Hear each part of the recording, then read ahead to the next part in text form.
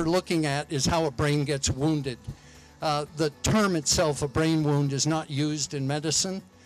Wound healing is used all over the place. You go to wound healing centers, wound care centers, centers of excellence for wound healing, and there's a long set of protocols. Some of them have hyperbaric chambers in them, and surprisingly and sadly, those chambers gather dust too often. I'm here to tell you that one of the policies that we have to change is the way in which medicine ignores standard protocols, insured on label, and used worldwide therapies with hyperbaric oxygen at the center of it. 2.7 million veterans with brain wounds, 875,450, 17 to 22 suicides a day, over 153,000 suicides since 9/11. Fewer than 7,500 were killed in action, but 153,000 suicides. Over 110,000 prescribed opioid overdoses. Parents waking up to their dead children using prescribed medicines. So we're looking at 250,000 people who've been killed through negligence. The suicide rate, whatever it is has given birth to a suicide prevention culture. Sadly, has spent in excess of $538 million working to bring to people's attention the fact that we have a problem. Some of you saw at the Super Bowl, there were PSAs, public service announcements.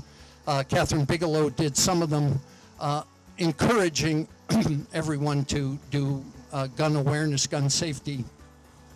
All good. Zero conversation in any of the suicide prevention manuals, commissions, etc., about healing brain wounds. Zero conversation. The conundrum we have is that in 2008, the RAND Corporation issued a report, The Invisible Wounds of War, and that's the last time you hear about invisible wounds, other than we have brain injuries. And the brain injuries universe is a mental health conundrum. And when you look at the variety in the red up at the top, ways in which service members and citizens, for that matter, are brain damaged, whether it's from stroke, falls, athletic injuries, mild, medium, and severe traumatic brain injury, trauma that leads to PTSD. PTSD causes brain injury left unattended. I can go on and on with the different ways, but it's symptomatology inside the VA and medicine in general, dealing with the symptoms of a brain injury which is never or seldom diagnosed as a wound that can be healed. So our approach and our policy recommendation is we have to change the language of medicine first and foremost to recognize that all of that symptomatology up there, that the brain fog and the headaches and the sleeplessness and the hypervigilance, I can go on and on, hundreds and hundreds of symptoms that veterans experience, and then of course the wives with secondary TBI and the children and the visited trauma in a family.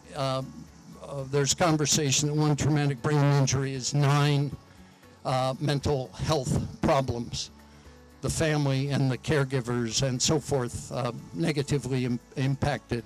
So the conundrum that we have is that they don't recognize that it's a wound that can be treated, and a mental health industry, which is a multi-billion-dollar industry. Surprised to learn there are 21,000 mental health facilities in the United States, and they're making fortunes on recidivism, the recurrence of coming back and coming back and coming back for insured coverage without ever touching the brain injury, never thinking about it as a wound that can and is being healed. That blast wave leads in most cases to immediate damage, but over time, whether it's a concussion or a blast injury, certainly a penetrating injury, begins a concussion cascade which is semi-permanent. Whether it happens immediately or over time, there is a shelf life to the human brain that has been impacted negatively, left untreated. Yes, some people recover. It is absolutely true that some people recover. However, we're talking about tens of millions of people who have never had their brain injury treated as a wound, and they suffer in silence. You hear over and over and over and over again on concussions, oh, you're going to get better, 2 to 6 weeks. Well, maybe. We all know somebody who's had a head injury, and we know people who are suffering their whole lives with brain damage that's never been diagnosed, much less treated and healed. Scans. There's another industry, scanning brain injuries. Magnificent work being done. This is diffusion tensor imaging showing neuronal pathways, an unhealthy brain after a blast. So think of a human being enduring a blast injury, and it doesn't have to be on a battlefield. It can come from assault and falls and being close to loud sounds. But a blast injury, certainly severe blast injuries, lead to a ripping, shearing, tearing, and in some cases brain bleeds. But in most cases where you go to an emergency room after a concussion or a head injury of some kind, X-rays, CAT scans, MRIs, unless it's an fMRI, worthless, waste of time, never see the concussion. And so the military, by and large, in the VA have abandoned scans as a way, not SPECT scans. They won't do that, QEEGs, etc. They're not interested in objective data on whether or not there's a wound to the brain and what the brain is telling you. And my colleagues before me did the science on oxygen and healing. So now that we know that it's a physical injury, we know that the vast majority of veterans who pass through the VA in the military into what are called Wounded Warrior programs for medical release from the military, they are categorized as mental health problems. Virtually none of them are given a TBI diagnosis, though there are. And we deal with these centers where folks who are being thrown out of the military on medical disability have either been mistreated, maldiagnosed, or misdiagnosed, and we're bringing them from Camp Lejeune, Fort Bragg, all the Intrepid Spirit Centers into treatment in North Carolina. Millions more are being put into because of the law, and we're treating them in Durham, North Carolina, and 100% success on 27. And as the doc in the Intrepid Spirit Center said, this was a great breakthrough. A uniformed military medical officer who said, let's send them. Nothing we're doing is helping them. That was a first. So we're gradually breaking through at Fort Campbell, where people with brain injury are no longer forced to live with their new normal, which is a degraded quality of life on drugs and with a brain injury that causes, if not 100% disability, then in most cases inability to work and the need for having a caregiver. So if you think about what does it cost to not heal brain injuries, 877,450, running the numbers, a massive study we did, checked out by the Fed with our numbers, 4.7 trillion to not treat, to say nothing of the pain and suffering and the misery that they and their families have to endure during that time. For 1/10 of 1% of that cost, we can treat every one of them with 80 dives, a dive being a 1-hour session. So 1/2 of 1%. So those of you who know the Doge folks, let them know we have an immediate return on investment starting today. This one is a slide using VA numbers and officially published numbers. The red line is suicide over time, last 20 years. And that number is over 153,000 suicides of service members. Remember, less than 7,500 killed in action in those 20 years. So 153,000, and the green line is the amount of money spent on suicide projection programs. And you notice that both of those curves are upward. There's a correlation between the amount of money thrown into suicide prevention and the number of suicides. It is a total abject dereliction of duty to throw more money into prevention programs as the rate is going up. And one of the policy recommendations we're going to have made, is in the Hill, they want to pay for. How are you going to pay for it, Beckman? How are you going to pay for it? Well, this is an easy one. 1/10 of their suicide prevention budgets will allow us to treat 50,000 service members. We'd gladly take the whole budget, but that budget, $5.375 billion on suicide prevention in the last 20 years, basically 06 to the present day, across CDC, White House, NIH, DOD, VA, etc. That's billions of dollars on suicide prevention as the rate continues to rise every year. Well, good question. Antidepressants, we guess somewhere in the vicinity of 2.2, with depression, 80%. So we probably could help that gentleman. The bottom line is, back in 1990, this diagram represents a page out of the military textbook of military medicine, and it's all about blastic. So this is 1990.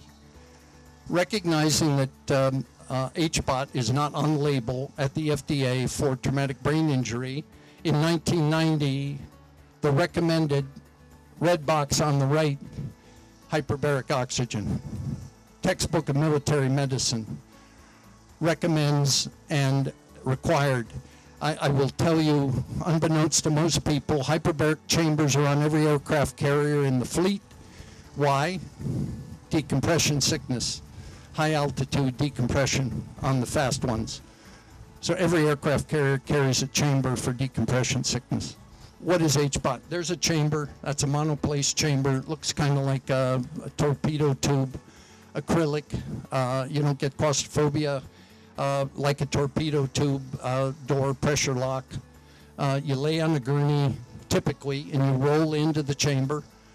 Doors closed, pressurized to 1.5 atmospheres, about 18 feet, or 2.0 atmospheres, about 30 feet underwater equivalent, and breathe 100% oxygen for 60 to 90 minutes, depending on the protocol.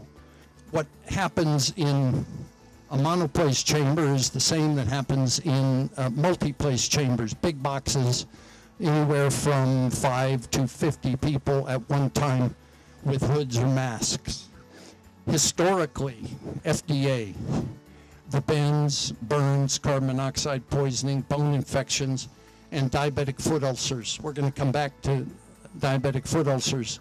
But for wounds and tissue repair, what I'm telling you is it's already on label at the FDA for wound healing. And we're making the case that because this is a brain wound, if we can change the language, we're already on label, i.e., you can see their arterial insufficiency. When you get a brain wound, inflammation occurs. That inflammation stops blood flow. People get hypoxic, and the next thing you know, you're without oxygen. You get stupid. You lose your memory, pass out, don't sleep, get violent. Whole range of issues that relate to untreated brain wounds, where we're already on label. Air and gas embolism, decompression sickness, carbon monoxide poisoning, intracranial abscess, and non-healing wounds. All of that relates to brain injury. And those are on label, by the way, at the FDA. I'm not going to belabor that list. It's actually, it's 187 disease states long where HBOT is used. And a couple that I want to draw your attention to, concussion, of course.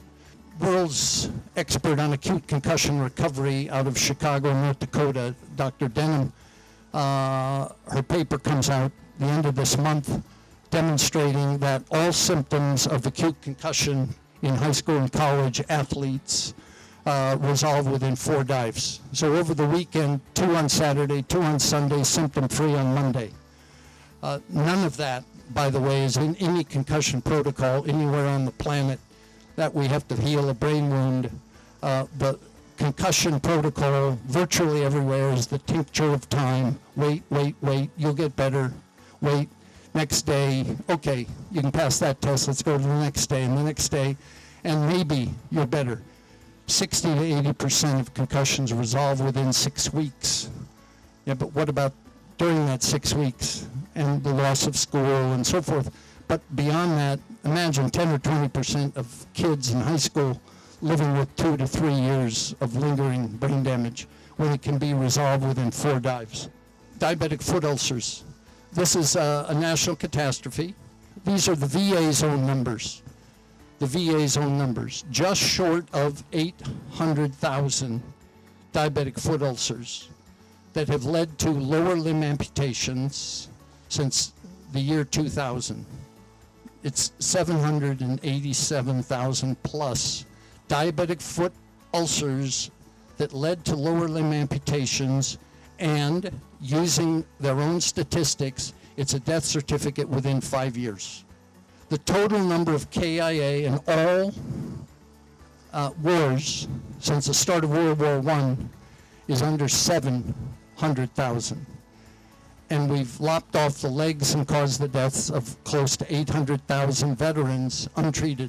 Now, we know for a fact, we have a major report on that, and all of this is online. We have a major report that shows hospitals in the United States, 90% of hospitals with chambers for wound healing don't tell the patient that hyperbarics will, in all likelihood, up to 70% of amputations are avoided. So what is the therapy? Just to repeat, you spend an hour to 90 minutes in a chamber breathing 100% oxygen under pressure, depending on the protocol and the severity of the injury and time from the injury and your gender and so on and so forth. For an hour to 90 minutes, 40 times, sometimes 80 times, sometimes 120 times, depending on the damage.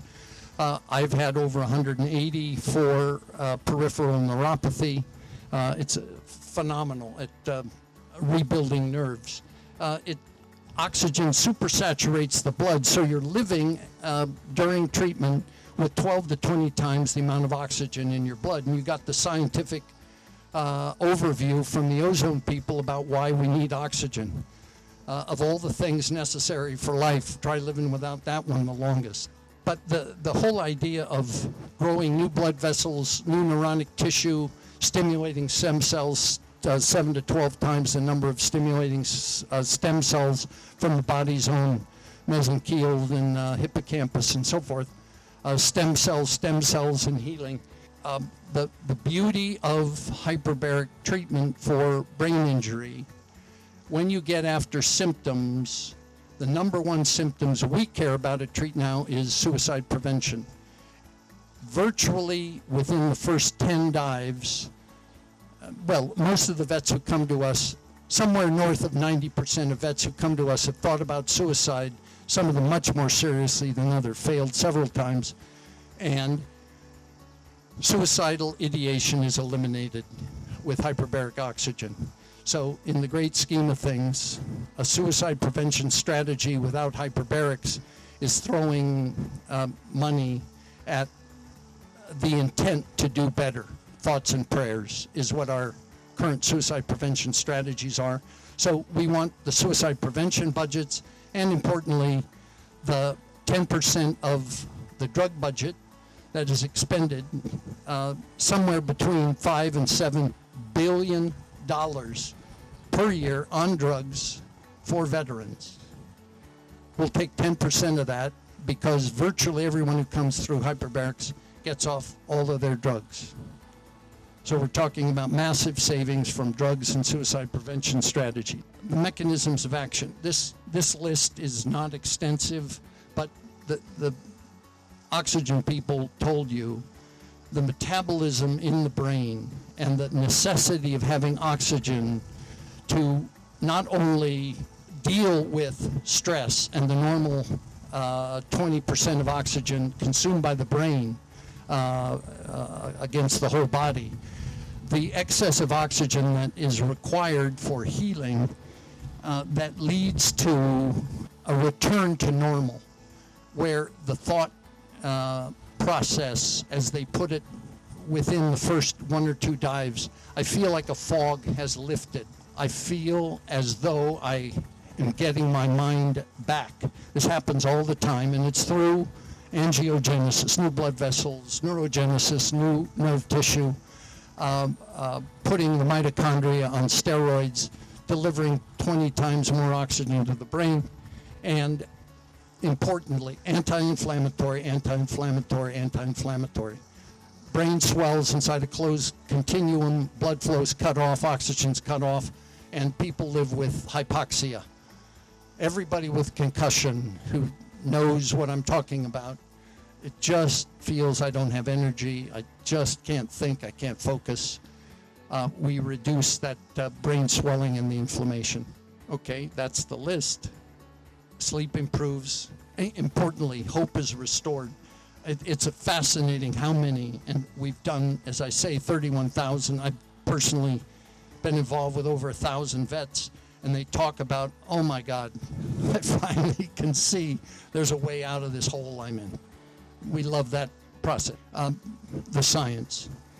There are 27 peer-reviewed articles and journal entries, studies, meta-studies that attest to the safety and efficacy. 27 studies, over 900 patients worldwide. The last 10 years has seen an explosion in the amount of research that documents Israel, Russia, China, Panama, US and Canada, explosion of research that demonstrates safety and efficacy. We don't have enough science, they tell us. It's inconclusive. We have more science than all the other indications that have been put on label. Total, we have more science. Okay, achievements. I talk about the achievements because our policy recommendation is about getting into the states, getting states to pass legislation. We're successful now in 12 states: Oklahoma, Texas, Indiana, Kentucky, Florida, Arizona, North Carolina, Maryland, Virginia, Wyoming, and North Dakota. And we have 5 more in the queue: Oregon, Ohio, Missouri has just put the bill in the governor's hands. Iowa's about to put the bill in the governor's hands, calling for HBOT for TBI. So our success rate, we're especially proud of getting 160 clinics to volunteer either free or reduced rates to treat veterans. Increasingly, if people are interested in a commercial enterprise, the market is screaming wellness centers with hyperbarics at the center of those wellness centers. How do we get an ROI today, tomorrow, the next day? Not another study, not long-term conversations and surveys across the country. What can we start today that will show success as quickly as possible? So think of all the alternative therapies you know about. What's going to be the fastest at proving that we are improving health through objective and subjective results? I would submit that anybody dealing with oxygen, ozone, and hyperbarics can prove within 1 month, the validity of what we were saying. We can take today 1,000 veterans in reserve capacity, and within 2 months if they go once a day, 1 month if they go twice a day, and we will return 90% of them back to their normal. We've done that already. So that's a challenge to the administration. What of all the therapies which are available can prove with real metrics, i.e. healed citizens, that it works and that it saves money? That's a challenge. We absolutely want that challenge. We're already proving it every day. I invite anybody, treatnow.org, There's plenty of science and videos and so forth. Thank you very much, and especially to our hostess.